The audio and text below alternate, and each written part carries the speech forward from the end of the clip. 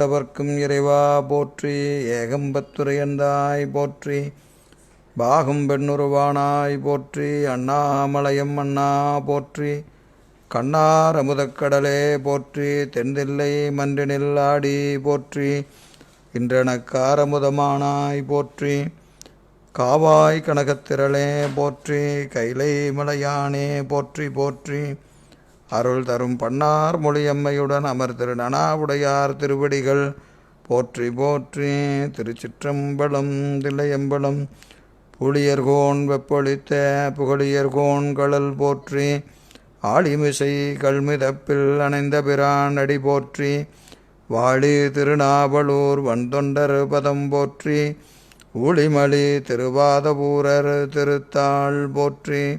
சைவத்தின் மேல் சமயம் வேறு இல்லை, அதில் சார் சிவமாம் தெய்வத்தின் மேல் தெய்வம் இல்லெனும் நான்மறை செம்பொருள் வாய்மை வைத்த சேதிரு தேவாரமும் திருவாசகமும் உய்வைத்தரச் செய்த நால்வர் பொற்றாள் எம் உயிர் துணையே. தில்லைவாழந்தனரே முதலாக சீர்படைத்த தொல்லையதாம் திருத்தொண்ட தொகையடியார் பதம் போற்றி. ஒள்ளையவர் புராணகதை உலகறிய விரித்துரைத்த செல்வமளி குன்றத்தூர் சேக்கிழாரடி போற்றி. ஈராண்டில் சிவஞானம் பெற்றுயர்ந்த மெய்கண்டார் இணைத்தாள் போற்றி. நாராண்ட பல்லடியார்க்கு அருள் புரிந்த அருள் நந்தி நற்றாள் போற்றி. நீராண்ட கடந்தை நகர் மறைஞான சம்பந்தர் நிழல்தாள் போற்றி. சீராண்ட தில்லை நகர் உமாபதியார் செம்பதுமத்திருத்தாள் போற்றி போற்றி. திருச்சிற்றம்பலம் தில்லையம்பலம். திருநாவுக்கரசு வளரு திருத்தொண்டின் நெறிவாழ வருஞானத்தப முனிவர் வாகீசர் வாய்மதிகள் பெருநாமச்சீர் பரவலுருகின்றேன் பேருலகில் ஒரு நாவுக்கு உரை செய்ய உண்ணாமை உணராதேன். திருச்சிற்றம்பலம் தில்லையம்பலம். எல்லாம் அல்ல ஈர்த்தென்னை ஆண்ட எந்தை பிரான் அருள் தரும் பன்னார்மொழியம்மையுடன் அமர் திருநனாவுடை பெருமானது திருவிடைத்தாமர்களை மணமொழி மேகலாலை வணங்கி அடியேனை இந்த சென்னரிலே ஆற்றுப்படுத்திய ஞானாசிரிய பெருமக்களுடைய திருவிடைத்தாமர்களை மணமொழி மேகலாலை வணங்கி இந்த சிவப்பிரகாச ஞான சிந்தனையை செவிமடுத்து கொண்டிருக்கின்ற அத்துணை அடியார் பெருமக்களுடைய திருவிடைத்தாமரைகளையும் மணமொழி மேகலாலே வணங்கி மகிழ்கின்றேன். திருவருளும் குருவருளும் கூட்ட நம்முடைய உமாபதி சிவனார் அருளை செய்த சிவப்பிரகாசமாகிய ஞானப்பணுகளை தொடர்ந்து சிந்திப்பதற்கும் வழிபாடு செய்வதற்கும் நமக்கு திருவருள் வாய்க்க பெற்றிருக்கிறது. அந்த வகையிலே திருவருளையும் குருவருளையும் நீள நினைந்து நாம் கடந்த வகுப்பில் சிவப்பிரகாசத்தினுடைய 80வது பாடலை சிந்தித்தோம். பொற்பொரு கருவியாவும் புணராமே, அறிவிழாமை சொற்பெரும் அதீதம் வந்து தோன்றாமே, தோன்றி நின்ற சிற்பரமதனால் உள்ள செயல் அறுத்திட உதிக்கும் தற்பரமாகி நிற்றல் சாக்கிர அதீதம் தானே என்கின்ற அந்த 80வது பாடலை நாம் சிந்தித்தோம். அதாவது கருவிகளோடு கூடாத நிலைக்கு கேவலம்னு பேர். அந்த வகையில் அந்த கருவிகள் கூடாத நிலையில் கேவலம் வந்து வாய்க்காம தோன்றி நின்ற சிற்பதம், இந்த கேவலமும் சகலமும் வாய்க்காத நிலையில் சுத்த நிலை வாய்ப்பதற்காக நமக்கு தோன்றி நிற்கின்ற திருவருள் சக்தி சிற்பரம். அதனால் ஏகனாகி இறைவனி நின்ற காரணத்தினாலே யான் எனது என்கின்ற செருக்கற்று தனது சீபாதத்தை ஆன்மா அணையும் என்கின்ற அந்த சிவஞான போத சூத்திரத்திற்கு ஏற்ப உதிக்கும் தற்பரம் அவ்வாறு உதிக்கு நின்ற தற்பரமாகவே ஆகி நிற்றல் எது? சாக்கிர அதீதம் தானே. அது நமக்கு சுத்த அவத்தையில் நின்மல துரியாதீதம் என்று சொல்லக்கூடிய அந்த சாக்கிர அவத்தையானது ஆன்மாவிற்கு வாய்க்கும் என்பதை நமக்கு அந்த 80வது பாடலிலே எம்பிரான் உமாபதி சிவனார் நமக்கு அருள் செய்கிறார். அப்போது இந்த சாக்கிர அதீதம் வாய்க்கணும்னா கருவிகளோடு கூடாமல் இருக்கணும், இருந்தும் இல்லாது இருக்கணும். அப்போ இந்த கருவிகளை எல்லாம் எவ்வாறு அடக்குவது? இனிமேல் இந்த கருவியெல்லாம் வந்தால் இவங்களோட நம்ம சேரக்கூடாது, அவன் வருவான், என்ன செய்யக்கூடாது, அவனோட சேரக்கூடாது. அவனோட சேராமல் இருந்தால் நமக்கு என்ன வந்துடும், சுத்தாபத்தை வந்துடுமா அப்படின்னா அப்படியெல்லாம் வராது. ஏன்னா கருவிகளோடு கூடாத நிலைக்கு ஏற்கனவே என்ன சொல்லியாச்சு, கேவலம்னு சொல்லியாச்சு. கருவிகள் கூடலைன்னா கேவலம், கருவிகளோடு கூடினா சகலம். இப்போ இந்த கருவிகளோடு கூடியும் கூடாமல் நிற்பது எவ்வாறு? நீங்கள் பாட்டுக்கு சொல்லிட்டீங்க, இருப்பான் சேராத, உங்களோட தான் இருப்பான் அவங்களோட சேராதன்னு சொன்னீங்கன்னா அந்த நிலை வாய்ப்பது எவ்வாறு, இந்த சுத்தபத்தை நிகழ்வது எவ்வாறு என்று சொன்னால் அதற்கு ஒவ்வொருவரும் ஒவ்வொருவாறு கருத்து சொல்கிறாங்க. அந்த கருத்துக்களை எல்லாம் மறுத்து இங்கே என்ன செய்கிறாரு, நமக்கு 89வது பாடல், இறைவனது திருவருளினால அன்றி இந்த கருவிகள் என்னாகாது, அடங்கிடா ஒடுங்கிடா என்பதை 81வது பாடலில் நமக்கு அருள் செய்கிறார் நம்முடைய உமாபதி சிவனார். பாடல் பாருங்கள், ஒடுங்கிடா கரணம் தாமே ஒடுங்குமானு உணர்ந்து ஒடுக்க ஒடுங்கிடும் எண்ணில் நின்றது ஒடுங்கிடா கரணமெல்லாம் ஒடுங்கிட கரணமெல்லாம் ஒடுங்கிட ஒடுங்கும் ஒடுங்கிட ஒடுங்கும் உள்ள உணர்வுதான் ஒளியும் வேறாய் ஒடுங்கிடின் அன்றி அவ்வுண்மையை உணர ஒணாதே. இன்னொரு முறை படிக்கிறேன், ஒடுங்கிடா கரணம்தாமே ஒடுங்குமாறு உணர்ந்து ஒடுக்க ஒடுங்கிடும் எண்ணில் நின்றது ஒடுங்கிடா வேறாய் ஒடுங்கிடின் வேறாய் கரணமெல்லாம் ஒடுங்கிட ஒடுங்கும் எண்ணில் உள்ள உணர்வுதான் ஒடுங்கும் வேறாய் ஒடுங்கிடின் அன்றி அவ்வுண்மையை உணர ஒணாதே. கொழு பாருங்க, இந்நிலை கரணம் இறந்த இடம் எனும் அந்நிலை பழுதாம் அதுவே என்றது. இந்நிலை கரணம் இறந்த இடம், கரணம் இறந்த இடம், கரணங்கள் நீங்கி நிற்கின்ற நிலம், அந்த இடத்துக்கு என்னது, அந்நிலை பழுதாம், எது கேவலம், கரணங்கள் நீங்கி நிற்பதினாலே ஏற்படுவது கேவலம். அந்த நிலைக்கு என்ன பேர், அது பழுது, குற்றமுடைய நிலை. கருவிகளை விட்டு நீங்கி கேவலம் வாய்த்தா அது என்னது, குற்றமுடைய நிலை, அதுவே என்றது. எது அப்படி அந்த நிலை வாய்க்காது சுத்த நிலை வாய்ப்பது என்னது இங்கே சொல்லப்படுகிறது என்பதை குழு காட்டுகிறார். சரி, பாடல் பொருள் பாருங்க. ஒடுங்கிடா கரணம் தாமே ஒடுங்கிடா கரணம் தாமே தாமே கரணங்கள் ஒடுங்கிடா தாமே கரணங்கள் ஒடுங்கிடா, அதை கொண்டு கூட்டி பொருள் செய்து கொள்ளணும். கரணங்கள் தாமே ஒடுங்கிடா, இந்த கரணமெல்லாம் இவனே எப்போவாவது ஒடுங்குவான். கரணத்தை எல்லாம் ஒடுங்குனா என்னாகும், சுத்த நிலை வாய்க்கும். அப்போ அவனே ஒடுங்குவான், அவனே ஒடுங்குவானா, அது எப்பவுமே ஒடுங்காது, எப்பவுமே ஒடுங்காது. என்னங்க இப்போ தான் சொன்னீங்க, கேவலவத்தை வந்தால் என்னாகும், கரணமெல்லாம் தானாக போய் ஒடுங்கிரும் அப்படின்னு சொல்கிறோமா இல்லையா? அப்போது அதுவே ஒடுங்காதா? இப்போ நாமளாக போய் ஒடுக்கிட்டு இருக்கிறோம் கரணத்தையெல்லாம். நீ எல்லாம் கொஞ்சம் போய் ரொம்ப நேரம் வேலை செஞ்சு ரொம்ப களைச்சி போயிட்டீங்க, எப்போ அந்த கரணமெல்லாம் நீங்கள் கொஞ்சம் நேரம் ரெஸ்ட் எடுத்துக்குங்க, ஞானேந்திரியமெல்லாம் கொஞ்சம் நேரம் ரெஸ்ட் எடுத்துங்க அப்படின்னு நாமளாக அனுப்புகிறோம். அது நேரம் வந்தால் அது கிளம்பிடுதா இல்லையா? அப்புறம் தாமே ஒடுங்கிடாதுன்னு சொல்கிறீங்க, அது தாமே தானே ஒடுங்குது, தாமே தான் அந்தந்த நேரம் வந்தால் என்ன ஆகுது, அதுவாகவே ஒடுங்கி விடுகிறது என்று சொன்னால் அதுவாக ஒடுங்குவதில்லை. கரணங்கள் என்ன ஆவதில்லை, அதுவாக ஒடுங்குவதில்லை. அது என்னது, ஒடுக்கி ஒருவன் உண்டு, கரணங்களை ஒடுக்குபவன் ஒருவன் உண்டு. அவன் என்ன செய்கிறான், வினைக்கு ஏற்ப கரணங்களை ஒடுக்குகிறான். இந்த கரணங்கள் தானே ஒடுங்குவதற்கு அதுக்கு என்ன கிடையாது, அறிவு கிடையாது.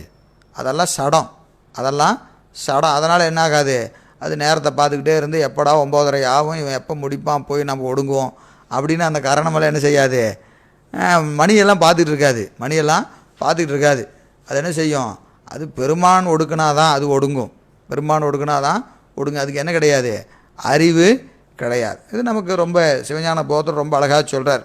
இந்த அந்த கரணங்கள்லாம் ஒரு வகையில் பார்த்தா என்ன இருக்குது, அறிவுடையது போல தெரியும், உண்மையில் அதெல்லாம் என்ன கிடையாது, அறிவுடையவை அல்ல. எங்கே சொல்கிறாரு, சிவஞான போதத்தில் சொல்கிறாரு. எந்த சூத்திரத்தில் சொல்கிறாரு, 4ஆம் சூத்திரத்தில் சொல்கிறார். அவைதான் பிரகாசமாய் நின்றே அப்பிரகாசமாய் நிற்றலான். அவைதான் பிரகாசமாய் நின்றே அப்பிரகாசமாய் நிற்றலான். இது 2 இடத்துல இந்த மேற்கோள் சொல்கிறார். அவைதான் பிரகாசமாய் நின்றே அப்பிரகாசமாய் நிற்றலான் என்பது 4ஆம் நூற்பாவிலையும் இதே மேற்கோள் தான், 6ஆம் நூற்பாவிலையும் இதே மேற்கோள் தான். என்னது, அவைதான் பிரகாசமாய் நின்றே அப்பிரகாசமாய் நிற்றலான். ஆனால் ரெண்டும் ஒரு பொருள் உடையது அல்ல. சொல் ரெண்டும் அப்படியே இருக்கும். அவைதான் பிரகாசமாய் நின்றே அப்பிரகாசமாய் நிற்றலான் என்பது 2 நூற்பால 2 அதிகரணத்தில் ஒரே சொல்லாட்சியே நம்முடைய மெய்கண்ட தேவநாயனார் பயன்படுத்தி இருக்கிறார். ஆனால் 2க்கு என்ன கிடையாது, ஒரே பொருள் அல்ல, 2க்கும் வேறு வேறு பொருள் இருக்குது. அந்தந்த இடத்துல பார்க்கணும். இங்கே 4ஆம் நூற்பால என்ன பொருள், 4ஆம் நூற்பால என்ன பொருள் என்று சொன்னால், அவைதான் பிரகாசமாய் நின்றே, என்னது, அவைதான் அறிவுடைய கருவிகள் போல நிற்கும். ஏன்னா அந்த காரணத்தை நம்ம என்ன சொல்கிறோம், மனம் போய் பற்றும், மனம் போய் பற்றும். சித்தம் என்ன செய்யும், அதை சிந்திக்கும். அகங்காரம் துணிந்து எழும், புத்தி நிச்சயிக்கும், புத்தி நிச்சயிக்கும். அப்போ போய் பற்றும்னா அது என்னது, அதுக்கு அறிவு இருந்தால் தானே போய் பற்றும். இதுவா அதுவா என்று சிந்திக்கும், இதுதான் என்று அதை நிச்சயிக்கும். அப்புறம் என்ன செய்யும், அதில் அழுந்தி நிற்கும். இதெல்லாம் யார் செய்ய முடியும், அறிவுடைய ஒரு பொருளால் தானே செய்ய முடியும். ஏன்னா இதுவா அதுவான்னு எது ஆராயும், அறிவுடைய பொருள் தானே ஆராயும், அறிவுடைய பொருள் தானே ஆராயும். அறிவில்லாத பொருளுக்கு இதுவா அதுவான்னு ஆராயிற அறிவு உண்டா அப்படின்னா இல்லையே. அப்போது இதெல்லாம் எப்படி தெரியுது, அறிவுடைய கரணங்கள் போல தெரியுது, அறிவுடைய கரணங்கள் போல தெரிகிறது. அதுக்கு தான் அங்கே என்ன செய்கிறாரு, ஐயா அது பார்த்தா உனக்கு அப்படி தெரியும், என்னென்னு, அறிவுடையது போல தெரியும். அவைதான் பிரகாசமாய் நின்றே, அறிவுடைய கரணங்கள் போல தெரியும். உண்மையில் அது என்னது, அப்பிரகாசம். உண்மையில் அது என்னது, அப்பிரகாசம். அது என்னது, அது அறிவிடாத சடங்கள் தான். ஏனைய கருவிகளை நோக்க அது எப்படி தெரியும், ஒருவாறு அறிவுடையது போல தெரியும், அறிவுடையது போல தெரியும். ஏன்னா அதுக்கு என்ன செய்கிறாரு, அதுக்கு என்ன சமாதானங்கள்லாம் சொல்கிறாரு, 4ஆம் நூற்பால நிறையா சொல்கிறாரு. என்ன சொல்கிறாரு, அது தானாக இயங்காது, அதெல்லாம் தானாக இயங்காது. அதுக்கு மேலே என்ன வச்சுருக்குறாங்க, அதை இயக்குவதற்கு கலை முதலாகிய தத்துவங்கள்லாம் வச்சுருக்குறாங்க. அதுக்கு மேலே சுத்த தத்துவங்கள்லாம் வச்சுருக்குறாங்க. அதை ஓங்காரம், அது எது இயக்குது, ஓங்காரம் என்கின்ற அந்த அகார உகார மகாரங்கள் என்று சொல்லக்கூடிய நாத விந்து என்று சொல்லக்கூடிய 5ம் சேர்ந்து எதை இயக்குகிறது, அந்த கரணங்களை இயக்குகிறது. அப்போ அதுவும் சடந்தானே. ஓங்காரம் என்னது, எழுத்து தானே, வண்ணங்கள் தானே. எனவே அது என்னது, அதுவும் சடம் தானே. ஒரு சடத்தை இன்னொரு சடை இயக்குமா, ஒரு சடத்தை இன்னொரு சடை இயக்குமானா அதுக்கு என்ன செய்கிறாரு, ஐயா அதெல்லாம் கிடையாது. அதை இயக்குவதற்கு என்ன வச்சுருக்கிறாரு, அதி தெய்வங்கள். அதை இயக்குவதற்கு அதி தெய்வங்கள்லாம் இருக்குது, அதி தெய்வங்கள் இருக்குது. எனவே அதி தெய்வங்கள் ஓங்காரத்தை இயக்க, ஓங்காரத்தை இயக்க, ஓங்காரங்கள் என்ன செய்யுது, இந்த அந்தக்கரணங்களை இயக்குகிறது. எனவே அது பார்த்தா உனக்கு எப்படி தெரியுது, அதுவாக சிந்திக்கிற மாதிரி தெரியுது, அதுவாக பற்றுவது போல தெரிகிறது, அதுவாக துணிந்தெழுவது போல தெரிகிறது. ஆனால் உண்மையில் அதெல்லாம் என்னது, சடந்தான், அதெல்லாம் சடந்தான் என்று அங்கே சொல்கிறாரா இல்லையா. எனவே அதை இயக்குவது, அதற்கு அறிவு இல்லை, கருவிகளுக்கெல்லாம் அறிவு இல்லை. எல்லா கருவிகளும் சடந்தான், எல்லா கருவிகளும் சடந்தான். எனவே அது என்ன செய்யாது, தாமே ஒடுங்கிடா, தாமே ஒடுங்கிடா. அப்போது கரணங்கள்லாம் எப்போ ஒடுங்கிறது, நமக்கு எப்போ சுத்த நிலை வாய்க்கிறது. கரணங்கள்லாம் ஒடுங்கினா என்னாகும், சுத்த நிலை வாய்க்கும். அப்போ அதுவாக ஒடுங்குமானா அதுவாக ஒடுங்காது, அதுவாக ஒடுங்காது, அதுக்கு அறிவு கிடையாது. அதுவாக ஒடுங்காது, அதுக்கு சடம், அதனால் அதுக்கு என்ன கிடையாது, அறிவு கிடையாது. அப்போ என்ன செய்யலாம், நம்மளே ஒடுக்கிடலாம், நம்மளே என்ன செஞ்சிடலாம், அதையெல்லாம் ஒடுக்கிடலாம். அப்போ அவன் ஒடுங்க மாட்டானா என்ன செய்ய வேண்டியதான், சுத்த நிலை வாய் தர வேண்டிதான். நம்மளே சுத்த நிலையை ஏற்படுத்திக்கலாம். அதுவாக வராதுன்னு என்ன செய்ய வேண்டியதுதான், மயிலே மயிலேனா இறகு போடாது, மயிலே மயிலேனா இறகு போடாது, பிச்சிட வேண்டிதான். அப்படின்னு என்ன செய்கிறது, கரணத்தையெல்லாம் ஒவ்வொருத்தனா கிளப்பு, ஒவ்வொருத்தனா கிளப்பு. ஞானேந்திரியம் கிளம்பு, நீ ஞானேந்திரியத்தை கிளம்பு, கண்மேந்திரியன் எல்லாம் கொஞ்சம் நேரம் அமைதியாரியா அப்படின்னா அவன்லாம் அதையெல்லாம் ஒடுக்கிடலாமா, கருவிகளெல்லாம் நம்மளால் ஒடுக்கிடலாமா அப்படின்னா அப்படியெல்லாம் ஒடுக்க முடியாதியா, அப்படியெல்லாம் ஒடுக்க முடியாது, அப்படியெல்லாம் ஒடுக்க முடியாது. நீங்கள் உங்களால் முடியாதுன்னு சொல்லுங்கள்.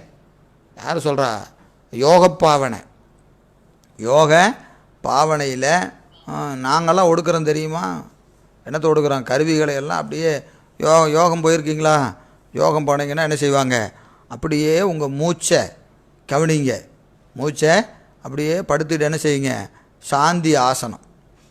என்ன ஆசனம், சாந்தி ஆசனம். இந்த யோகாசனத்தில் ரொம்ப பிடிச்ச ஆசனம், ரொம்ப பிடிச்ச ஆசனம் எது? சாந்தி ஆசனம். செஞ்சுருக்கிறீங்களா? சாந்தி ஆசனம் செஞ்சுருக்கிறீங்களா? எல்லாம் முதல்ல எல்லாம் நிறைய ஆசனமெல்லாம் சொல்லுவாங்க. இப்படி கையை தூக்குங்க, அப்படி கையை தூக்குங்க, இதில் ஒரு 15 நில்லுங்க, அதில் ஒரு 20 நில்லுங்க அப்படின்னு எல்லாம் கவுண்டிங்கெல்லாம் சொல்லுவாங்க. கவுண்டிங்கெல்லாம் சொல்லி ஒரு அரை மணி நேரம் என்ன செய்வாங்க, ட்ரில் எடுத்துகிட்டு கடைசியாக ஒரு ஆசனம் சொல்லுவாங்க. அதுக்கு பேர் தான் என்னது? சாந்தி ஆசனம். அந்த சாந்தி ஆசனத்துக்கு என்ன தெரியுங்களா பேர்? நல்லா அந்த மேட்டை விரித்து காலை நல்லா நீட்டிங்க, படுத்துக்குங்க. காலை நீட்டி படுத்துட்டு 2 கையும் என்ன செய்யணும், இப்படி விரிச்சுக்கணும். 2 காலையும் விரிச்சுக்கணும். பேன்னு படுத்து அப்படியே படுத்துக்குங்க. படுத்துட்டு என்ன செய்யணும், உங்களை அப்படியே கொஞ்சம் கொஞ்சமாக மறங்க, கொஞ்சம் கொஞ்சமாக மறந்துங்க. முதல்ல கால் உள்ளங்காலை நினைங்க, உள்ளங்காலை நினைங்க. அப்படியே ஒரு நிமிஷம் அப்படியே உள்ளங்காலில் உங்கள் அறிவை வைங்க. அப்புறம் அதை மறந்துடுங்க. உள்ளங்காலை மறந்துட்டு முழங்காலுக்கு வாங்க.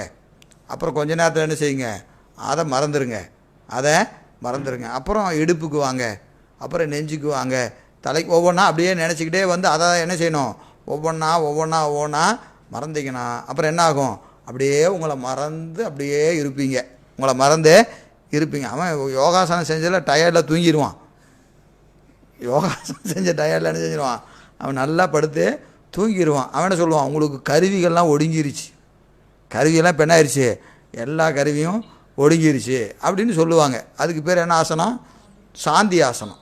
சாந்தி ஆசனம் அது ரொம்ப இருக்கிறதே ரொம்ப கம்ஃபர்ட்டான ஆசனம். அதுதான் என்னது, நல்லா அப்படியே படுத்து ஆனந்தமாக தூங்க வேண்டியதுதான். அது ஒரு ஆசனம். அது யோகத்திற்கு உடம்புக்கு நல்ல விஷயந்தான். அது நம்ம அதெல்லாம் ஒன்றும் விமர்சனம் செய்வதில்லை. இது எதற்குன்னு கேட்டிங்கன்னா, அந்த கருவிகளை ஒடுக்குகிற பாவனை அவங்க என்ன செய்கிறாங்க. அப்புறம் இந்த மூச்சு பயிற்சியெல்லாம் செய்வாங்க. மூச்சு பயிற்சியெல்லாம் செஞ்சு அப்படியே என்ன செய்கிறது, கருவிகள் ஒவ்வொன்றா ஒடுக்குகிற அந்த பாவனைகளை எதில் உண்டு? யோக பாவனையில் உண்டு. அப்போது அந்த யோகத்தில் இருக்கிறவங்க என்ன சொல்கிறாங்க அப்படின்னு கேட்டிங்கன்னா, ஐயா உங்கள்கிட்ட வேணால் இந்த கருவிகளை ஒடுக்கிறதுக்கு முறையெல்லாம் இல்லாமல் இருக்கலாம். உங்கள்கிட்ட அதெல்லாம் அதுக்கான அந்த பயிற்சியெல்லாம் உங்கள்கிட்ட கிடையாது. நாங்கள் வச்சுருக்குறோம். எதுக்கு? கருவிகளை ஒடுக்கிறதுக்கு நாங்கள் பயிற்சியெல்லாம் வச்சுருக்குறோம். இந்த பயிற்சியெல்லாம் செஞ்சால் என்ன ஆயிரும், கருவிகள்லாம் ஒடுங்கிடும், எல்லா கருவியும் ஒடுங்கிடும் என்று சொல்லுவாங்க. அப்போ அவனை பார்த்து சொல்கிறாரு நம்முடைய உமாபதி சிவனார், ஒடுங்குமாறு உணர்ந்து. அது எப்படி உணர்றது? என்னென்ன கருவிகளை எப்படி ஒடுக்கணும். இப்போது மனதை ஒடுக்கணும்னா அதுக்கு ஒரு பயிற்சி, ஞானேந்திரியங்களை ஒடுக்கணும்னா அதுக்கு ஒரு பயிற்சி. இப்படி ஒவ்வொரு கருவிகளையும் ஒடுக்கிறதுக்கு ஒவ்வொரு பயிற்சி இருக்குது. அந்த பயிற்சியை நீங்கள் செய்ய என்ன ஆகும், அந்த கருவிகளெல்லாம் ஒடுங்கிடும் அப்படின்னு யார் சொல்கிறா?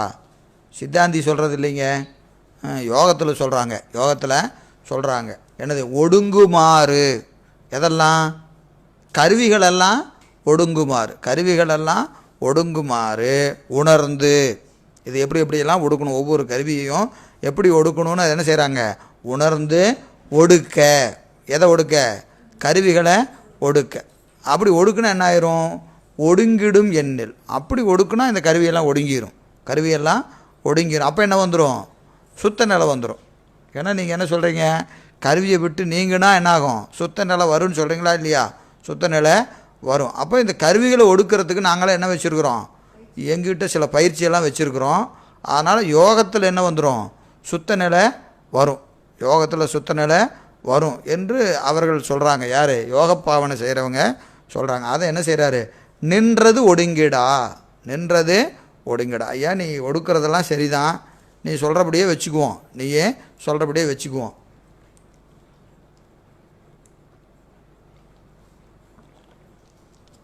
நீ சொல்கிற மாதிரி இந்த கருவிகளை எல்லாம் ஒடுக்குவதற்கு நீ என்ன செய்கிற, ஒரு பாவனை செஞ்சு பயிற்சியெல்லாம் செய்கிற. இந்த பயிற்சி எதை வச்சு செய்வ? அதுக்கு ஏதோ ஒரு கருவி வேணுமா இல்லையா? இப்போ மனதினாலே நான் பாவிக்கிறேன் என்னென்ன, இதெல்லாம் ஒடுங்குது. இப்போ நான் என்ன சொல்கிறேன், சாந்தி ஆசனம் சொன்னோமா இல்லையா? உதாரணத்துக்கு சொல்கிறேங்க, எனக்கு யோகத்தில் அவ்வளவு பயிற்சி இல்லை. இப்போ உதாரணத்துக்கு சொல்கிறேன். இப்போ படுத்துக்கிட்டே என்ன செய்கிறாங்க, இந்த காலையே நினச்சிக்கிட்டே இருங்க, காலை மறந்துடுங்க. இப்போது முழங்காலை நினச்சிக்கிட்டே இருங்க, முழங்காலை மறந்துடுங்க. இப்போ எதை வச்சு நினச்சிங்க, எதை வச்சு மறந்தீங்க? மனதினாலே நான் முதல்ல என்ன செஞ்சேன், காலை நினச்சேன், காலை மறந்தேன், அப்புறம் முழங்காலை நினைக்கிறேன், இப்படி ஒவ்வொன்றாக நினைப்பதும் மறப்பதுமான அந்த யோக பயிற்சி செய்கிறோமா இல்லையா? அந்த பயிற்சி செய்யும்போது இந்த பயிற்சி செய்வதற்கான கருவி எது? அது என்னது? மனமா, சித்தமா, புத்தியா, அகங்காரமா, இல்லை வேறு ஏதாவது உள்ளே இருக்கக்கூடிய கால நியதி கலை வித்தியாரா, ஏதாவது ஒரு கருவியை வச்சு தான் என்ன செய்ய முடியும்? இந்த கருவிகளை எல்லாம் ஒடுக்க முடியும். சரியாக எல்லாத்தையும் ஒடுக்கியாச்சு. இந்த ஒடுக்கணும் அங்கே தானே நிற்பான். ஒடுக்கணும் எங்கே இருப்பான்? அங்கே தானே நிற்பான். இது ஒரு உதாரணம் சொன்னால் உங்களுக்கு புரியும். இப்போ உதாரணத்துக்கு என்னது, இந்த திரைப்படமெல்லாம் வருதா இல்லையா? திரைப்படம் வருது. வாழ்க்கையில் இப்போ எல்லாம் நம்ம அனுபவிக்கிற மாதிரி எத்தனையோ பேர் வாழ்க்கையில் நடக்க என்னது, இந்த ஒரு பெரிய ரவுடி என்ன செய்கிறான், இப்போ என்னோடய இடத்த அபகரிச்சிக்கிறான்னு வச்சுக்கோங்க. ஒரு பெரிய தாதா என்ன செய்கிறான், நம்ம இடத்துல ஒரு 100 பேர்த்த வச்சு நிறுத்திக்கிட்டு இது என்னுடைய இடம். இப்போல்லாம் இப்போ சென்னை முதலாகிய மெட்ரோபாலிட்டன் சிட்டிலெலாம் அது அடிக்கடி நடக்குது. ஒரு பெரிய இடமா இருந்தால் என்ன செய்கிறான், அவன் ஒரு டெண்டை போட்டுக்கிட்டு ஒரு 100 பேர்த்த வச்சு உக்காந்துக்கிறான். இது என்னுடைய இடம் அப்படின்னு சொல்கிறான், உக்காந்துக்கிறான். இப்போ நாம் என்ன செய்வோம், நாம் போய் அவனை எதுக்க முடியாது. அவன் எப்படி இருப்பான், எல்லாம் ஆள் பலம் பணபலத்தோடு இருப்பான். அவனை கிளப்பணும்னா என்ன செய்யணும், இவனை விட வலிமையானவன் இன்னொருத்தன் எவனாச்சும் இருப்பான். அவன்கிட்ட போய், ஐயா நீங்கள் கொஞ்சம் பார்த்து எனக்கு ஒரு உதவி செய்யுங்க, அவனை எப்படியாவது கிளப்புங்க அப்படின்னு அவன் என்ன செய்வான். அவனை விட வலிமையானவனாக இருந்தானா அவன் என்ன செய்வான், இவனையெல்லாம் அடித்து விரட்டி கிளப்பி விட்ருவான். ஆனால் அவன் போனதுக்கப்புறம் யார் நிற்பா, இவன் நிற்பான். எவன் விரட்டினானோ அவன் அங்கே தான் நிற்பான். ஏன், இவன் கிளம்புனானா அவன் வந்துடுவான்.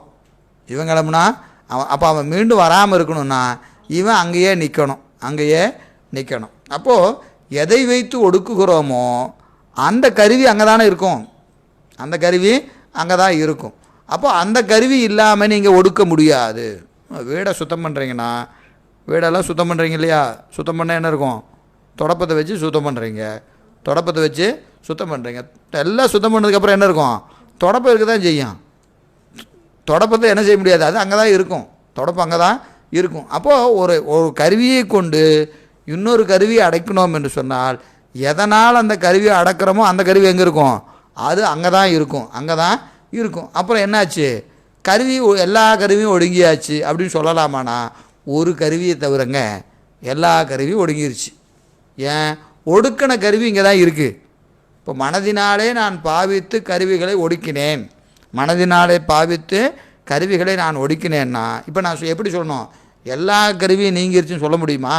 மனம் நீங்களாக எல்லா கருவியும் நீங்கிருச்சு, அப்படி தான் சொல்ல முடியும். மனம் நீங்களாக எல்லா கருவியும் நீங்கியது என்று சொன்னால், இப்போ கருவி முழுசாக நீங்கிருச்சுங்கிற பேச்சுக்கு அங்கே இடம் இல்லை. அப்போ என்ன வராது, சுத்த நிலை வாய்க்காது. அப்போ எல்லா கருவியும் தானே ஒடுங்காது, அவற்றிற்கு அறிவு இல்லை. அவற்றையெல்லாம் ஒடுக்குமாறு அறிந்து நான் ஒடுக்கினேன் என்று சொன்னால், எதை கொண்டு ஒடுக்கினேனோ அந்த கருவிகள் ஒடுங்காது நிற்கும். அந்த கருவிகள் நின்றது ஒடுங்கிடா. எது நின்றது, இந்த கருவிகளெல்லாம் ஒடுக்குவதற்கு எது நமக்கு துணை நின்றதோ அந்த கருவிகள் ஒடுங்காது எஞ்சி நிற்கும். சரி, அப்போது இதுவும் இல்லையா அப்படின்னா சரி, அவனா எப்போ ஒடுங்குறானோ அப்போது சுத்த நிலை வந்துடும். நீ ஒன்றும் முயற்சியெல்லாம் பண்ணாத. நீ முயற்சி பண்ணினா தானே பிரச்சனை. நீ முயற்சி பண்ண என்ன வருது, எவனை வச்சு முயற்சி பண்ணுறையோ அவன் நிற்கிறான்னு சொல்கிற. அப்போ இதெல்லாம் தானாக எப்போவாவது ஒடுங்கும். சக்கரத்தை சுற்றி விட்டால் என்ன ஆகும், அது கருன்னு சுற்றி எப்போதோ ஒரு நேரத்தில் நிற்காதா, நிற்கும். எப்போவாவது போய் சுற்றுற அந்த சக்கரை நிற்கும். அப்போது சுத்த நிலை வந்துடும்யா. என்னது, கரணமெல்லாம் ஒடுங்கும்.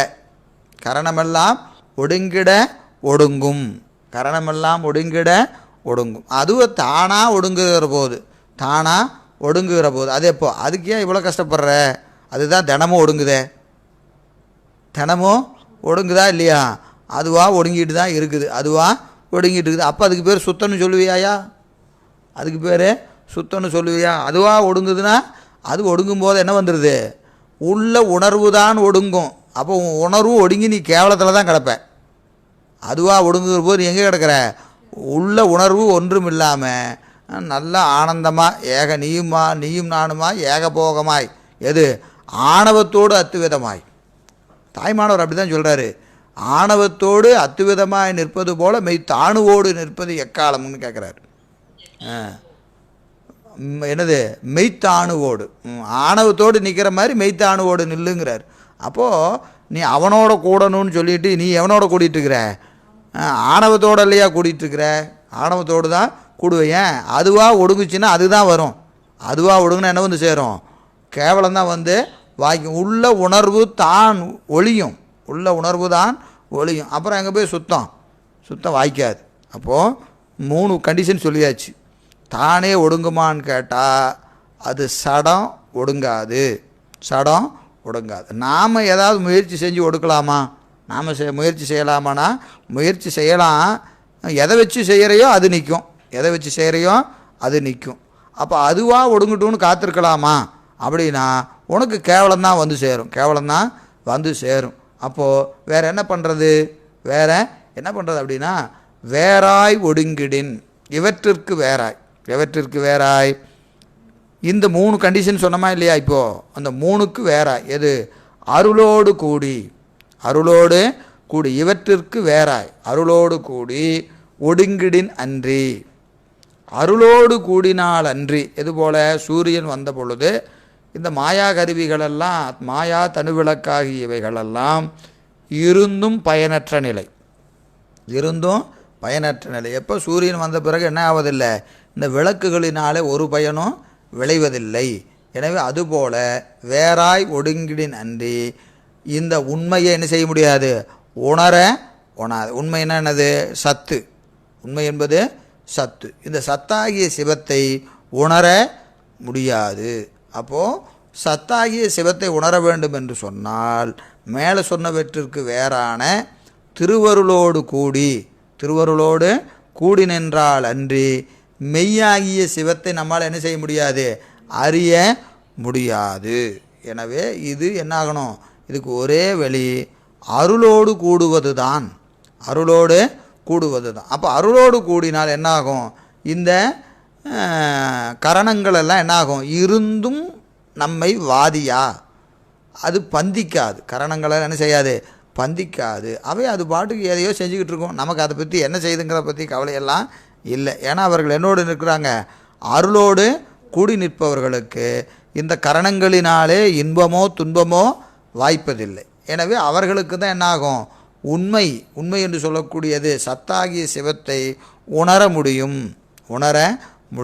ஏனையோரால் மேலே சொன்ன தானாக முயற்சி செய்கிறது, அதுவாக ஒடுங்கட்டும், இப்படியெல்லாம் முயற்சி செஞ்சால் என்னாகாது? அந்த சத்தாகிய சிவத்தை ஒரு காலத்தும் நம்மால் உணர முடியாது. இப்போ இல்லை, எப்பவுமே உணர முடியாது. அப்போது சத்தாகிய சிவத்தை நாம் அறிய வேண்டும், அனுபவிக்க வேண்டும், உணர வேண்டும் என்று சொன்னால் அதுக்கு ஒரே வழி என்னது? அருளோடு கூடி நிற்றல் தான். வகாரத்தின் வழி என்று சிகாரத்தை அடைவதற்கு வேறு வழியே இல்லை என்பதை இந்த பாடலில் நமக்கு காட்டுகிறார். இதில் பார்த்தீங்கன்னா கரணமெல்லாம் ஒடுங்கும்னு சொல்கிறாரா இல்லையா? இது யாருன்னா பாடானவாதி சொல்கிறது. அவன் என்னது? கரணமெல்லாம் ஒடுங்கிருச்சுன்னா முத்தி நிலையில் ஆன்மா எப்படி கிடக்கும்? கல் போல் கிடக்குன்னு சொல்கிறான் இல்லையா? அப்போது கரணமெல்லாம் ஒடுங்குனா அதுக்கு பேர் முத்தின்னு சொன்னால் இவன் ஆயிடுவான், சைவ சித்தாந்தி ஆக மாட்டான். அவன் என்ன ஆயிடுவான்? பாடானவாதி. அவன் பாடானவாதியோட கொள்கைக்கு போயிடுவான். எனவே அது என்ன ஆகாது? அது முத்தி ஆகாது. இது நமக்கு சித்தியாரில் சொல்கிறார். கரணங்கள் கிடையிருக்கை முத்தியாமிடில் கதியாகும் சினை முட்டை கருமரத்தில் உயிர்கள் மரணம் கொண்டிட உறங்கிட மயங்கி மூர்ச்சிக்க வாயு தம்பனை பண்ண வல்விடத்தை அடைய சரணங்கள் புகுநிழல் தனை அடையும் சமாதி தவிராது மலமிதுவும் பாச ஞானமாகும் என்று சித்தியார் பாட்டு இருக்குது. அதாவது கரணங்கள் கெடுதலே முத்தின்னு சொன்னால் எது முத்தியாக இருக்கணும்? சினை முட்டை கருமரத்தில் உயிர்கள் மரணம் கொண்டிட மூர்ச்சிக்க உறங்கி மயங்கி மூர்ச்சிக்க வாயு தம்பனை பண்ண, இதுக்கெல்லாம் என்னென்னு பேர்? முத்தி அடைஞ்சிட்டான்னு பேர். ஒருத்தன் மயக்கம் போட்டு விழுந்துட்டான். இப்போ அவனுக்கு கருவியெல்லாம் என்ன ஆயிடுச்சு? அடங்கிருச்சு. அவர் ஐயா முத்தி அடைஞ்சிட்டார். ஏன் கருவியெல்லாம் அடங்கிருச்சு. கருவி அடங்குனா முத்தி, கருவி அடங்குனா முத்தினா மயக்கம் போட்டவனையெல்லாம் முத்தி அடைஞ்சவன் லிஸ்ட்டில் எழுதிட வேண்டியதான். நேராக ஹாஸ்பிட்டல் போக வேண்டியது. ஹாஸ்பிட்டல் போய் எவன் மயக்கம் போட்டானோ அவன் பேரை எழுதிட்டு வந்து என்ன செஞ்சிட வேண்டியதான், ஒரு ஃப்ளக்ஸ் வச்சிட வேண்டியதான். இந்த ஊரில் முத்தி அடைஞ்சவங்களாம் இவங்க அப்படின்னு என்ன செய்ய வேண்டியது, ஒரு ஃப்ளக்ஸு வச்சிட வேண்டியதான். எவன் மயக்கம் போட்டானோ அவன்லாம் யார், முத்தி அடைஞ்சவன். மயக்கம் அடைஞ்சவன்லாம் முத்தி அடைஞ்சவன். அப்புறம் செத்தவன்லாம் எவன் செத்தானோ அவன்லாம் யார், எல்லாம் முத்தி அடைஞ்சவன் தான். மரணம் கொண்டிட, அப்புறம் உறங்கி நல்ல ஆழ்ந்த உறக்கம், அவங்கெல்லாம் யார், எல்லாம் முத்தி அடைஞ்சவங்க தான். ஏன்னா நம்மளாம் தினமும் நமக்கு முத்தி, நமக்கு ஒரு முத்தியெல்லாம் ஒரு தடவை அடைகிறது இல்லை. எப்படிது தினமும் முத்தி தான், தினமும் முத்தி தான். எனவே உறங்கி மயங்கி மூர்ச்சிக்கு அப்புறம் இந்த வாயு தம்பனை வாயு தம்பனை யோகத்தில் இருக்குது.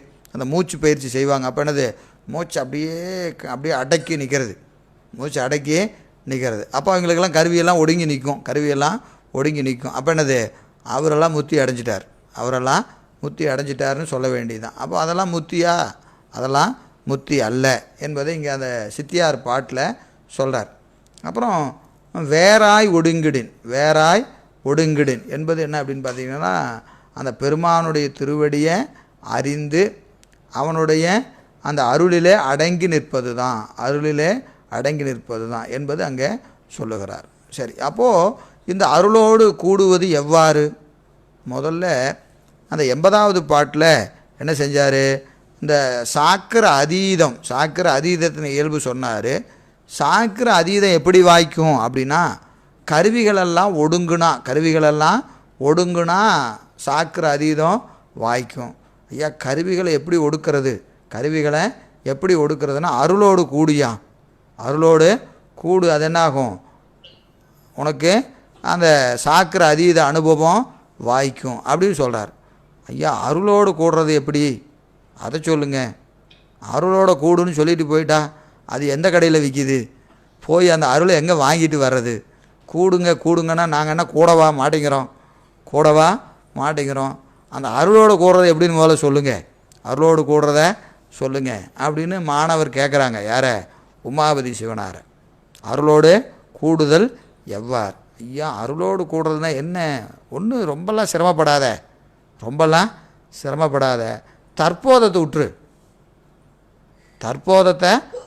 தற்போதத்தை விட்டினா என்னது, அருளோட கூடிடலாம். அருளை அடங்கி நில்லையா, அதுதான் அருளோட கூடுறதுன்னா என்னது, ஒரு பெரிய கூட்டமாக இருக்கும், அந்த கூட்டத்தில் போய் நாமளும் சேர்ந்துக்கிட்டோம்னா அருளோட கூடுறதுன்னு அர்த்தமா? எங்கே இருக்கிறாரு அருள், போய் நாமளும் கூடிடுவோம். அப்படிலாம் கூடுறதுக்கெல்லாம் வழி இல்லை. அப்போ என்ன செய்யணும், எங்கும் நிறைந்திருக்கிற திருவருளிலே நாம் எப்படி நிற்கணும், தற்போதம் கெட்டு நிற்கிறது தான் அருளோடு கூடுதல் என்பதற்கு என்ன பொருள்? தற்போதத்தை விடு. எதை செஞ்சாலும் நான் செஞ்சேன்னு சொல்லாத, நான் செஞ்சேன்னு சொல்லாத. எல்லாம் திருவருள் செய்கிறது என்று நினை. அப்படி நினச்சிட்டின்னா உன்னை அருளோடு கூடிட்டேன்னு அர்த்தம். அப்படிங்களா சாமி? தற்போதத்தை விடுறது எப்படிங்க? தற்போதத்தை விடுன்னா விட்டுற முடியுமா? எதை செஞ்சாலும் முதல்ல என் நினப்பு தானே ஐயா வருது. எதை செஞ்சாலும் நினப்பு என்ன வருது, நான் செஞ்சேங்கிற நினப்பு தானே வருது எனக்கு. இதை விட சொல்கிறீங்க, எப்படி விடுறது? தற்போதத்தை விடுதல் எவ்வாறு, அதை கொஞ்சம் சொல்லுங்கள் அப்படின்னு மாணவர் கேட்டால் அடுத்த பாட்டு எது, 82ல் தற்போதத்தை விடுவதற்கான உபாயம் சொல்கிறார். தற்போதத்தை விடுவதற்கான உபாயம் 82ல் சொல்கிறார். பாடல் பாருங்கள். பற்றிடும் கருவியாவும் படர்ந்து உணர்வளிக்கும் காலை உற்று அறிந்திடுவது ஒன்றின் உணர்வினின் உண்மையாகும். மற்றது பகல்விளக்கின் மாய்ந்திட வருவதுண்டேல் பெற்றிடும் அதனை மாய பிறப்பினை அறுக்கலாமை. மீண்டும் ஒரு முறை படிக்கிறேன். பற்றிடும் கருவியாவும் படர்ந்து உணர்வளிக்கும் காலை உற்றிட உணர்வது ஒன்றின் உணர்வினின் உண்மையாகும். மற்றது பகல்விளக்கின் மாய்ந்திட வருவதுண்டேல் பெற்றிடும் அதனை மாய பிறப்பினை அறுக்கலாமே. கொழு பற்றிடும் கருவிகள் பகல்விளக்கு எனவே பொற்பு அழிவுற அருள் பொருந்தும் என்றது. பற்றிடும் கருவிகள் பகல் விளக்கு. இந்த கருவிகளெல்லாம் விளக்குன்னு சொன்னோம். முதல்ல விளக்குன்னு சொன்னோம். எங்கே நிறையா பாட்டில் சொன்னோம். சிவஞான போகத்தில் எங்கே சொல்கிறாரு? மாயா தனுவிளக்கு, மாயா தனுவிளக்காய் மற்றுள்ளம் காணாதேல் ஆயாதாம் ஒன்றை அதுவதுவாய் வீயாத வன்னிதனை தன்னுள் மறைத்து ஒன்றாம் காட்டம்போல் தன்னை மலம் அன்றணைதல் தான் அப்படின்னு சொன்னாரா இல்லையா? அப்போது அது விளக்குன்னு சொல்லியாச்சு. எது? இந்த கருவிகளெல்லாம் 96 கருவிகளும் என்னது? விளக்குன்னு சொல்லியாச்சு. ஐயா, நீ இருட்டில் இருக்கும்போதே இந்த விளக்கினுடைய துணை உனக்கு வேண்டும், விளக்கினுடைய துணை உனக்கு வேண்டும். அது வரைக்கும் அதை என்ன செய்யணும்? கையில் பத்திரமாக அணையாமல் பிடிச்சிக்கிட்டு நீ உன்னோட பயணத்தை தொடரணும். தொடரும்போது என்ன செய்யணும்? இருட்டில் நடந்து போகும்போதே கையில் ஒரு அகல் விளக்கை வைத்து கொண்டு இருக்கும்போது என்ன செய்யணும்? அதை ரொம்ப பத்திரமாக பார்த்துக்கணும். ஏன்னா அந்த விளக்கு கீழே விழுந்துட்டாலும் போச்சு. நந்தவனத்திலோர் ஆண்டி அவன் 4 மாதமாய் கொயவனை வேண்டி கொண்டு வந்தான் ஒரு தோண்டி அதை கூத்தாடி கூத்தாடி போட்டுடைத்தாண்டி. அதுதாங்க மாயா விளக்கு. சித்தர் பாட்டு, அது ரொம்ப அருமையான பாட்டு. மாயா தனு விளக்கை தான் சொல்கிறாரு. மாயா தனு விளக்கை தான் சொல்கிறார். என்னது? நந்தவனத்திலோர் ஆண்டி, ஒரு பரதேசி, ஒரு பரதேசி. அவன் 4 மாதமாய் கொயவனை வேண்டி. யார் கொயவன்? யார்? நிமித்த காரணன். அவன் தானே கொயவன். நம்ம சைவ சித்தாந்தத்தில் கொயவன் சொன்னால் நமக்கு யார்? பெருமான் தான் கொயவன். அவன் என்ன செய்கிறான்? ஒரு பானை செஞ்சு கொடுக்குறான். பானை செஞ்சு கொடுக்குறான். ஒரு ஓடு, திருவோடு ஒன்று செஞ்சு யார்கிட்ட கொடுத்தான்? இந்த ஆண்டிகிட்ட கொடுத்தான். ஆண்டிகிட்ட கொடுத்தான். 4 மாதமாய், 4 மாதமாய். 4 மாதம்னு என்னது? 4, 6, 10 மாதம். தாயின் கருவறையில் 10 மாதம் வேண்டி, தாய் வேண்டி, அந்த குழந்தை வேண்டி 10 மாதம் வேண்டி என்ன செஞ்சான்? ஒரு ஓடு கொடுத்தான். ஒரு ஓடு. என்னது? இந்த உடம்பு என்கின்ற ஓட்டை அந்த குயவன் இந்த ஆண்டிக்கு கொடுத்தான். இந்த ஆண்டிக்கு கொடுத்தான். இவன் என்ன செய்யணும்? இது இருட்டில் கொடுத்த விளக்கு, இருட்டில் கொடுத்த விளக்கு. இதை எடுத்துகிட்டு என்ன போகக்கூடாது? திபுருன்னு ஓடக்கூடாது. ஒரு விளக்கு, கை விளக்கு வச்சுக்கிட்டு இருட்டில் திபுருன்னு ஓனான்னு என்ன ஆகும்? பேன்னு உழுவ வேண்டித்தான். மேடும் தெரியாது, பள்ளமும் தெரியாது, எங்கே போனால் ஏற்ற மாதிரி யார் இருக்கிறான், போனோமா வந்தோமா ஒன்றும் தெரியாது. அதை என்ன செய்யணும்? அப்படியே பத்திரமா அந்த விளக்கை பிடிச்சிக்கிட்டு ஒவ்வொரு அடியாக எடுத்து வச்சு எங்கே போகணுமோ அந்த திசையை நோக்கி ஆற அமர தன் பயணத்தை எவன் தொடர்கிறானோ அவனால் தான் இந்த விளக்கையும் அணைக்காமல் அந்த முயற்சியும் செதறாமல் போய் சேர வேண்டிய இடத்துக்கு அவன் இருட்டில் போகிறானா இல்லையோ ஒரு வாறு போகலாம். அப்போ இரவு நேரத்தில் நமக்கு கையில் கொடுத்த அந்த விளக்கு என்ன செய்யணும்? பத்திரமா பாதுகாத்து கொள்ள வேண்டும். பத்திரமா. எது? சூரியன் வருகிற வரை அந்த விளக்கை மிக பாதுகாப்பாக பேண வேண்டியது ஒவ்வொருவருடைய கடமை. அது ஏன்னா அந்த விளக்கு யார் கொடுத்துருக்கிறா? பெருமான் கொடுத்துருக்கிறான். அது எதற்காக? நமக்கு துணை செய்வதற்காக இந்த விளக்கு கொடுக்கப்பட்டிருக்கிறது. எனவே 4 மாதமாய் கொயவனை வேண்டி கொண்டு வந்தான் ஒரு தோண்டினானது அந்த பிச்சை பாத்திரம், திருவோடு பிச்சை பாத்திரம். அதை என்ன செஞ்சான்? இது சாப்பாட்டுக்கு இதுதான் வழி, பொழப்பு நடக்கணும், வயிறு நினைகிறன்னு என்ன செய்யணும்? இந்த தோண்டியை வச்சுக்கிட்டு தான் பிச்சை ஏந்தி பிச்சாந்தகின்னு வீடு வீடாக போய் நின்று என்ன செய்யணும்? கையேந்தி உணவு எடுத்து அவன் அதை உண்ண வேண்டும். அப்போது அதை என்ன செய்யணும்? பத்திரமா வச்சுருக்கணுமா இல்லையா? இவன் இதை எடுத்துக்கிட்டு என்ன செய்கிறான்? கூத்தாடி போட்டுடைத்தாண்டி. பாத்திரம் பெண்ணாகி போச்சு, கீழே விழுந்து உடைந்து சிதறியது. சரி, உடைஞ்சா அதனால் என்னங்க இருக்குது? எதற்காக அது கொடுக்கப்பட்டதோ அந்த பயன் அங்கு விளையாது போயிற்று. அதுபோல் இந்த உடம்பு நமக்கு எதற்காக? வாழ்த்த வாயும் நினைக்க மடநெஞ்சும் தாழ்த்த சென்னையும் தந்த தலைவனை தலையே நீ வணங்காய் கண்கால் காண்மென்களோ செவிகால் கேண்மென்களோ மூக்கே நீ முரலாய் நெஞ்சே நீ நினையாய் கைகால் கூப்பித் தொழிர். இதையெல்லாம் செய்யாமல் என்ன செய்கிறான்? எங்கெங்கையோ எதெதுக்கோ ஓடி எதற்கும் நேரமில்லை. நமக்கு எதுன்னு இல்லை, எதற்கும் நேரமில்லை, எதை நினைப்பதற்கும் நேரமில்லை. அப்போ என்ன செய்ய வேண்டியது இருக்கிறது? பெருமான் பார்த்தான், இவன் எதை கேட்டாலும் நேரம் இல்லைங்கிறானே. இப்போ எப்பவுமே நம்ம வீட்லையெல்லாம் செய்கிற வழக்கம் உண்டு, எல்லோரும் வீட்லேயும் அது இருக்கும். இந்த குழந்தைங்க கையில் ஒரு பொருளை கொடுத்தீங்கன்னா அவங்க என்ன செய்வாங்க? முதல்ல கெஞ்சி கொஞ்சி வாங்குவாங்க. வாங்கும்போது என்ன செய்வாங்க? எங்கள் வீட்டில் நடக்கிறதையே சொல்கிறேனே, என்ன செய்கிறாங்க? ஒரே 1 மணி நேரம் செல்ஃபோனை கொடுங்க, நான் பார்த்துட்டு வச்சுருவேன், அதுக்கு மேலே யூஸ் பண்ணக்கூடாது அப்படின்னோம்னா என்ன செய்கிறது? ஆமாம் கரெக்டாக 1 மணி நேரத்தில் வச்சுருவேன்பாங்க. கையில் வாங்குற வரைக்கும் தான் அவங்க சொல்கிற சத்தியமெல்லாம். கையில் வந்துருச்சுன்னு வச்சுங்க, தான் வச்சிட்றேன் என்ன செய்வாங்க? 1 மணி நேரம் 2 மணி நேரம் ஆகும், 2 மணி நேரம் 4 மணி நேரம் ஆகும், 4 மணி நேரம் 8 மணி நேரம் ஆகும், 24 மணி நேரம் என்ன செய்வாங்க? அதை அப்படியே பயன்படுத்திக்கிட்டே இருப்பாங்க. இப்போ நமக்கு என்ன ஆகும்? இவன் இப்படியெல்லாம் சொன்னால் கேட்க மாட்டான், மொத்தமாக பிடுங்கி உள்ளவை, வேலை முடிஞ்சுதா? எதுக்கு அவன் கையில் கொடுப்பானே, எதுக்கு அவன் சரியாக பயன்படுத்துகிறானான்னு பார்ப்பானே, வாங்கிட்டே வேலை முடிஞ்சுதா?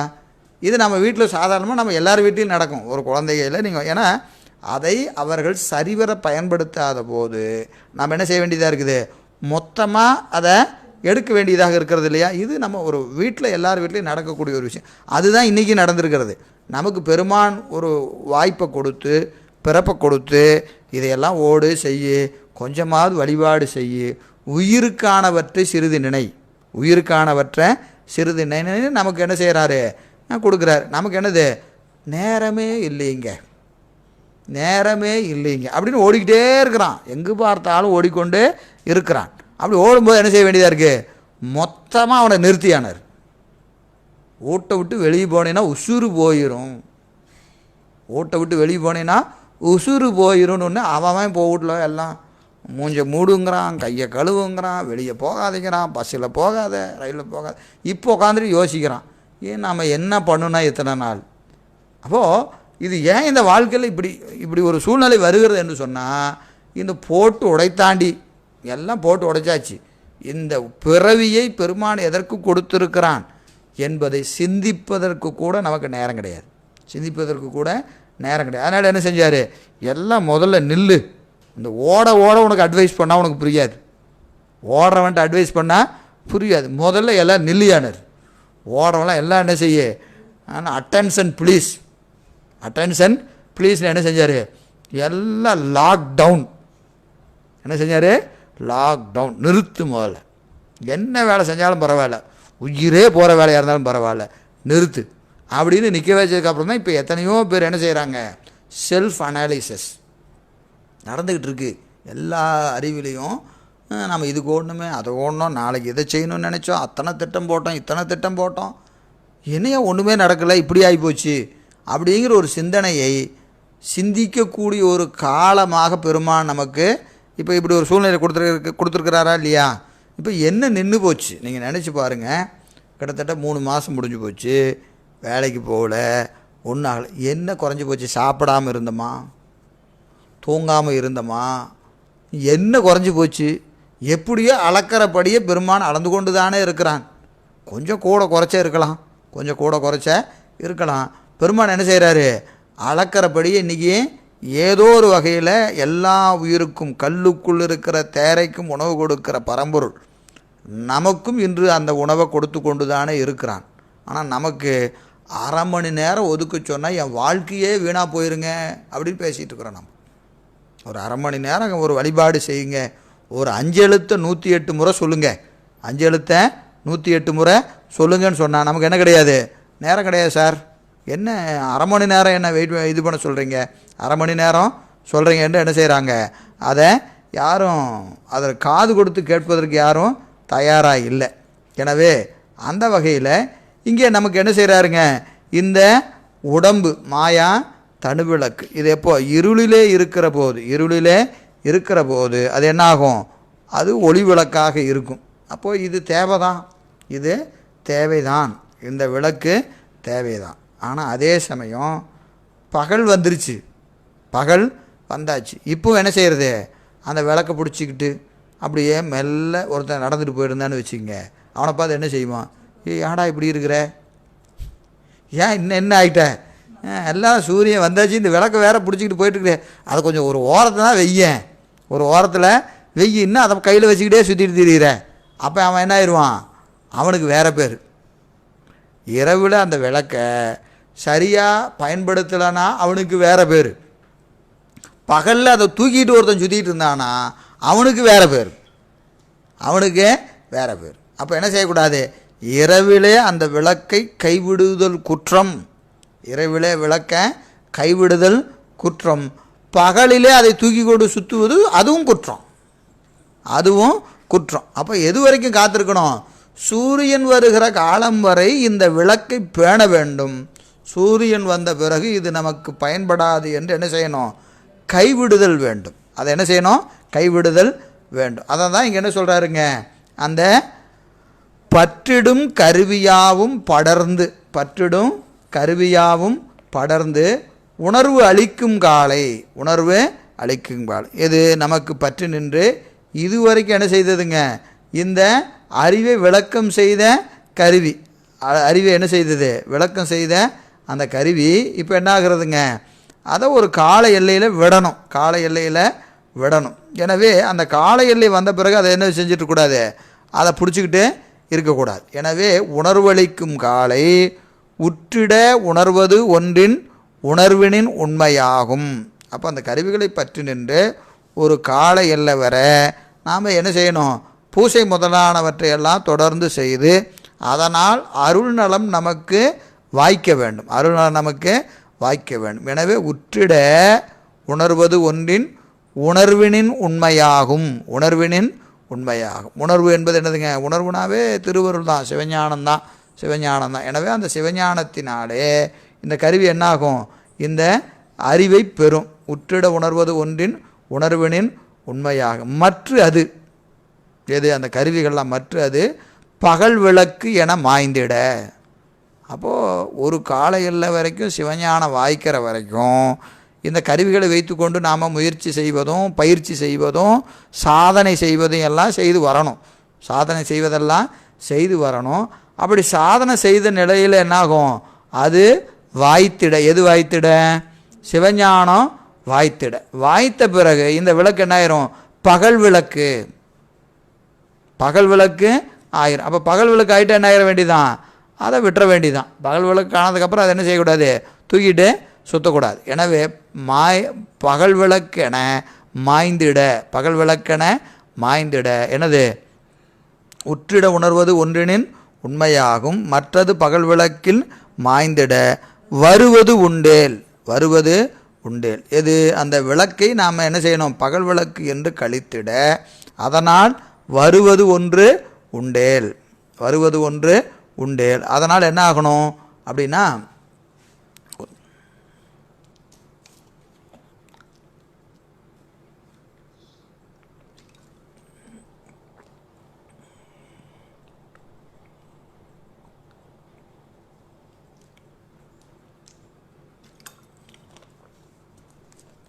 அந்த கருவிகளெல்லாம் நீங்கிய நிலையில் திருவருளாக மற்றது பகல் விளக்கின் மாய்ந்திட வருவதுண்டு பெற்றிடும்.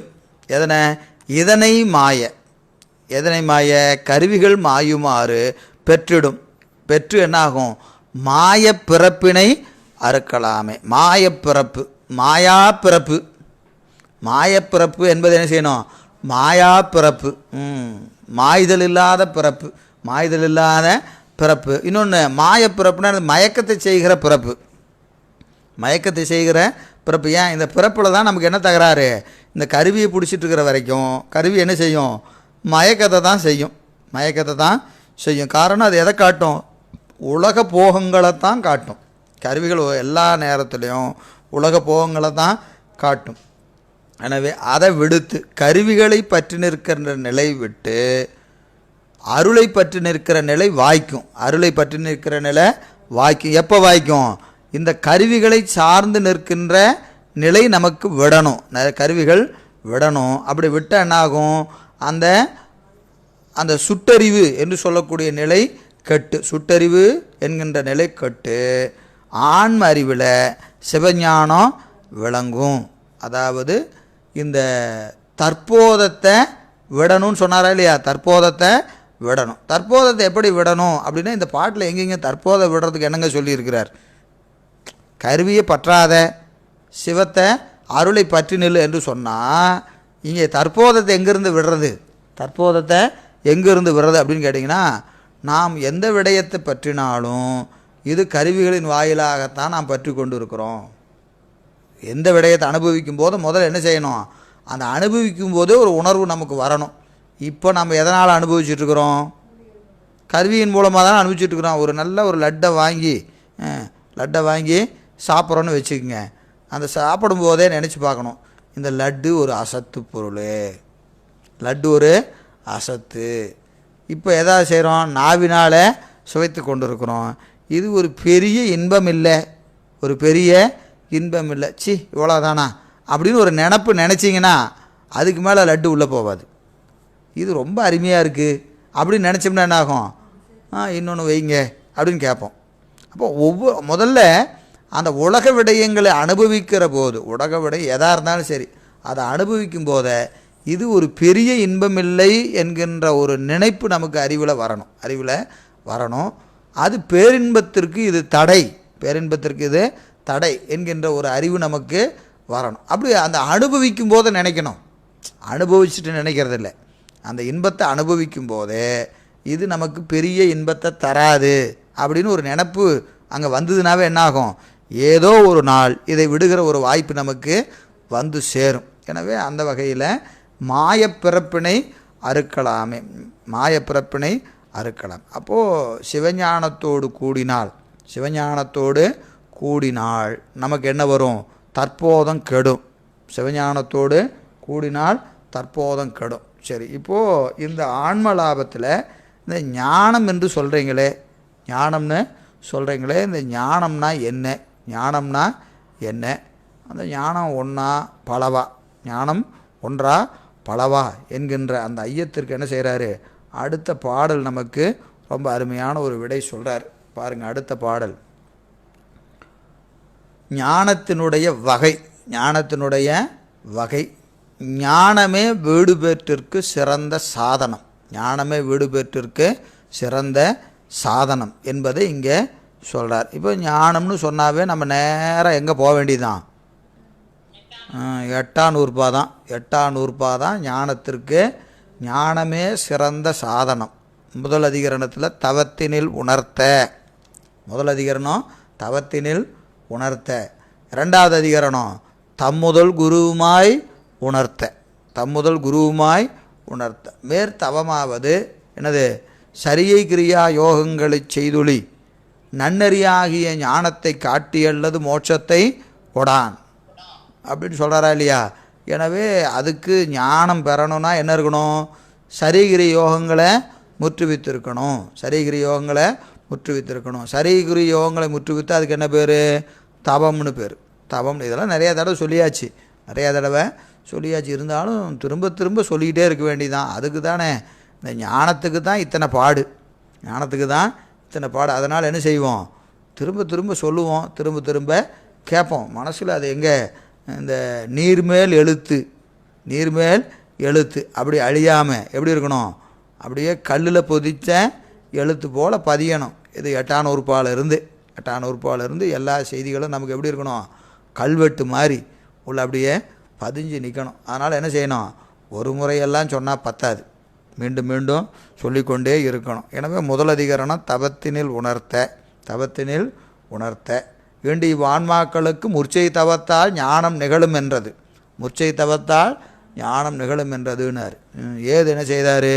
மேற்சரியை கிரியா யோகங்களை செய்துளி நன்னறியாகிய ஞானத்தை காட்டியல்லது மோட்சத்தை கொடான்னார். அப்புறம் தவத்துக்கு என்னங்க இலக்கணம்? தவம் செய்து தவலோகம் சார்ந்து பவம் செய்து பற்றறுப்பாராக. தவம் செய்து நற்சார்பில் வந்து உதித்து ஞானத்தை நன்னுதலை கற்றார் சூழ் சொல்லுமாம் கண்டு. ஐயா, தவம் செஞ்சவன்லாம் அந்த உலகத்துக்கு போய் இந்த உலகத்துக்கு போய் மீண்டும் வந்து என்ன செய்வான்? பவம் செய்து பற்றறுப்பாராக, பவம் செய்து பற்றறுப்பாராக. அப்புறம் பிறகு என்ன செய்வான்? தவம் செய்து நற்சார்பில் வந்து உதித்து. அந்த ஞானம் பெறணும்னா முதல்ல சார்பு, நல்ல சார்பில் வந்து பிறப்பான். ஞானம் பிறப்பதற்கு முதல் அடையாளம் என்னது? அவன் பிறக்கிற இடமே எப்படி இருக்கும்? நல்ல சார்பு, நல்ல சார்பில் வந்து உதிப்பான். ஞானம் வந்து வாய்ப்பதற்கு முதல் காரணமாக விளைவது அந்த சார்பு. சார்பு நற்சார்பில் வந்து உதித்து ஞானத்தை நன்னுதலை கற்றார் சூழ் சொல்லுமாம் கண்டு. நூல்களெல்லாம் அதை சொல்லி இருக்கிறது. அப்போது மற்றதெல்லாம் என்னாகும்? மற்ற புண்ணியங்கள்லாம் புண்ணியம் இல்லையா? இந்த சரிகிரி யோகங்கள் தான் புண்ணியமா? ஏனைய புண்ணியங்கள்லாம் என்னங்க பண்ணுறது அப்படின்னா அதுக்கு அடுத்த பாட்டில் சொல்கிறாரா இல்லையா? என்னன்னு சொல்கிறாரு? பசித்துண்டு பெண்ணும் பசிப்பானை ஒக்கும் இசைத்து வரு இருவினையின் இன்பம் இசைத்த இருவினை ஒப்பில் இறப்பில் தவத்தான் மறுவோனாம் ஞானத்தை வந்து. அப்போது ஏனைய தவங்களெல்லாம் சாப்பிட்டா கொஞ்சம் நேரம் கழித்து பசிக்குது. காலையில் சாப்பிட்டா மதியானம் பசிக்குது, மதியானம் சாப்பிட்டா இரவு பசிக்குது. எனவே அந்த மாதிரி காலை மாலை மாறி மாறி உண்பது போல், காலை மாலை மாறி மாறி உண்பது போல் ஏனைய அந்த புண்ணியங்களெல்லாம் ஒரு கால எல்லை வரைக்கும் பயனை கொடுத்து என்னாகும்? அழிந்து போகும், அழிந்து போகும். ஆனால் சிவபுண்ணியங்கள் என்னது? இறப்பில் தவம்னார். அதுக்கு ஒரு அருமையான இறப்பில் தவத்தான் மறுவனாம் ஞானத்தை வந்து, மறுவனாம் ஞானத்தை வந்து என்று அந்த தவத்துக்கு இலக்கணம் சொன்னார். தவத்துக்கு இலக்கணம் சொன்னார். 2வது அதிகரணத்தில் அந்த தவத்தை வாய்த்த ஆன்மாக்களுக்கு என்னது?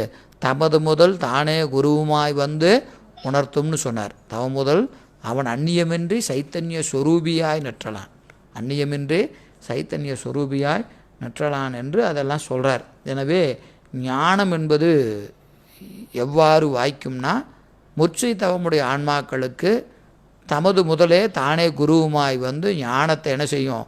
உணர்த்தும். அந்த உணர்த்துகிற ஞானத்துக்கு என்ன பேர்? அது உபதேச ஞானம், சாதனா ஞானம். உபதேச ஞானம், சாதனா ஞானம்.